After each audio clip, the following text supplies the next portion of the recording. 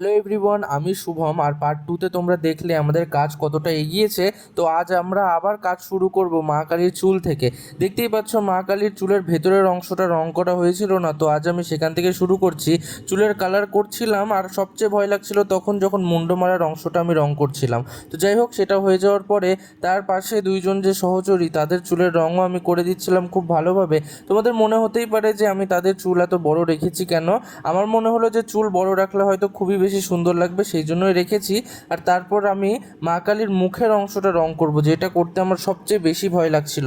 দেখো, তারপর হালকা রং দিয়ে শুরু করলাম, দিয়ে করতে করতে ডিটেলিং করতে করতে শেষে গিয়ে অনেকটাই ডিপ হয়ে গেল। দেখতেই পাচ্ছ অনেকটাই ডিপ, কিন্তু এটা ডিপ থাকবে না, কারণ আগের বডির কালারটা অনেক ডিপ ছিল কিন্তু এখন হালকা হয়ে গিয়েছে। তারপর আমি বডিতে আউটলাইন করে দিচ্ছিলাম, যেটা আমার মনে হলো এখন করা উচিত। শুধু আউটলাইনই না, তাছাড়াও আমি হাতের অংশগুলো কালার করেছিলাম না, সেগুলোও কালার করে দিলাম। এবং পার্ট 4-এ আমি কোন অংশে কাজ করব সেটা তোমরা আমাকে কমেন্ট করে জানাও। আর ভিডিওটা ভালো লাগলে আমাকে ফলো করো। টাটা।